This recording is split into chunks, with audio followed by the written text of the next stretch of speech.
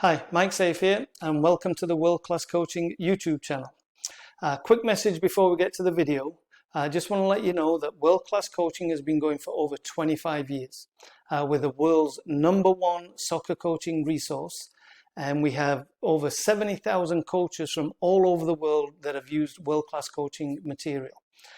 This YouTube channel has been going over 15 years.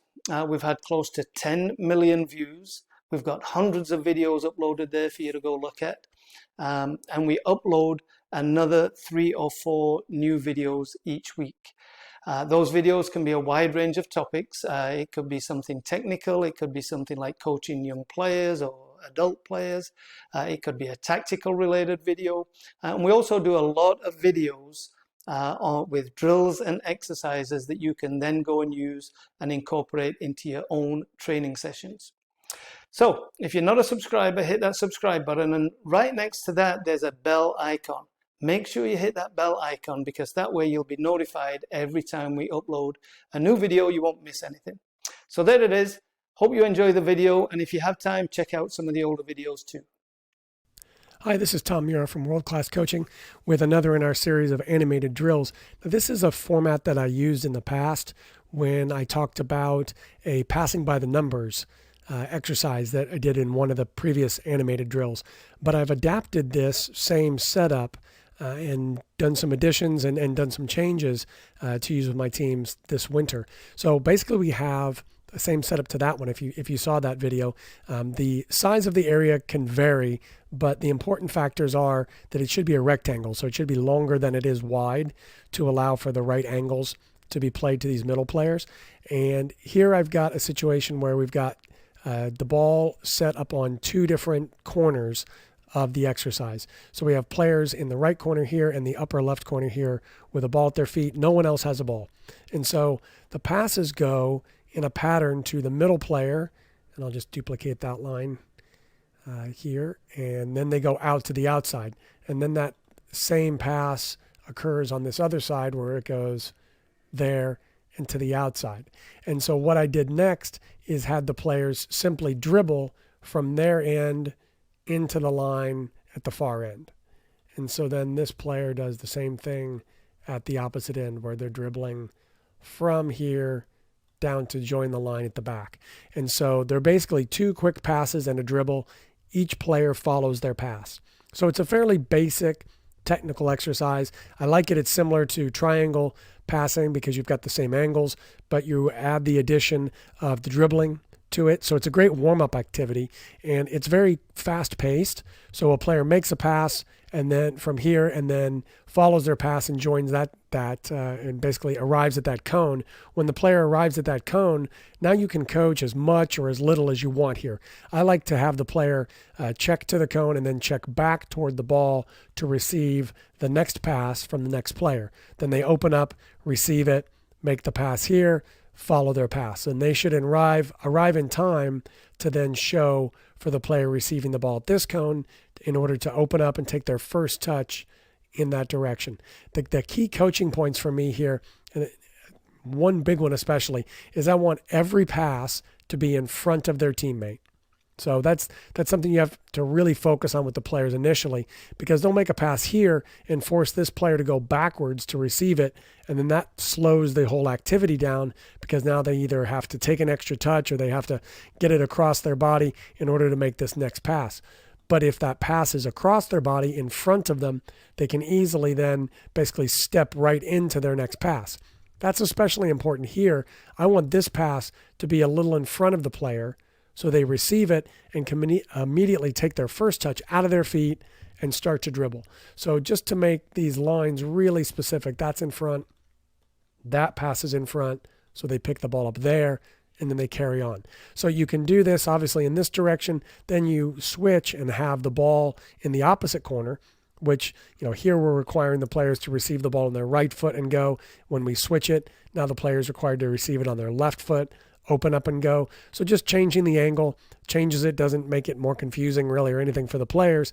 Just the addition of making sure that we're opening up and using the back foot on both sides. Obviously, when the player receives it here, they're receiving it on the left foot and then going forward. But that's for a dribble and this is for a pass. So I think doing it from both sides is helpful. So now the next thing I do is I add a gate to this, and I'll just do that quickly here by adding a couple of cones. So what I want, instead of making this long pass, which you may have remembered from the previous activity, instead of making, asking the players to make a long pass down there, I'll put a gate in here, and we'll just differentiate the color here. We'll make that a yellow gate instead, and we'll make 2 of those. So we'll put one over here. And so now what I want is I want to have a player, and this is good too if you've got more players involved in the session. You can add basically an extra element here. So I have a player there, duplicate that player, and have them over here. Turn them around to face that direction. Okay, so now we've got a player that's inside this gate. Now, here you can coach as much or as little as you want. I like to be able to talk about this player checking into this gate. So perhaps I'll have them start on the outside and check in so that they receive the ball from this player. They're receiving a pass here at their feet. And then I want this turn to be, it depends on the type of turn I'm working on. If I'm letting the players kind of choose their own turn, then I won't really force them to turn either inside or outside, but perhaps I want to do an outside of the foot turn. So I want the player to receive the ball here and then turn outside of the cones in order to, I'll just do a freehand line here, make it easier, to receive the ball outside and then turn around in that direction before either dribbling to the end or passing to the end. Initially, I'll do the dribble just to keep the pattern going. As the players get more technically proficient, you can have this trigger the pass, but realize that if this slows down, it slows this pass down, and now everybody's waiting. Whereas if you just have the dribble, then each player has a ball on the line, and it's easy to keep that pattern going without a lot of interruption. But with higher level players, you definitely want to challenge them to be responsible for that pass. We'll just turn this around here.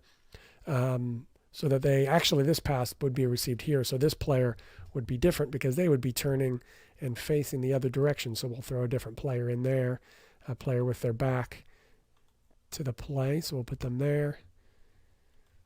Too big and facing the wrong way. So we'll flip that around. So now this player receives the ball on a pass from here. And again, making that freehand turn. We'll have them receive it there and then turn to the outside of the cone and receive it there. Obviously, when they make that turn, we want that to be close to the cone. So maybe they make the turn to this side if they're close to this cone, or this side if they're close to there. So it's quick, and then we have them continue by finishing with a dribble. Now you can do as much here or as little as you want. You could have this player set the ball back and then open up to the outside. So rather than turning, this player then passes back, sets the ball back to the player, and then opens up to the outside. So they're going to make a run from here out to here. And when they make that run, now they receive the pass back from the player who has supported their pass by making a run there. So we'll just add that run in. And then they receive a pass from here. So now they're basically laying it off, opening up, receiving the ball back before they dribble to the end. That's just, one other variation that you could put on that to create more movement and more complexity in the activity. There's obviously many more that you could do. You could have them checking to the inside. You can have any number of different combination plays that are off of that. You could have a player overlap to the outside, play it back, and then check in.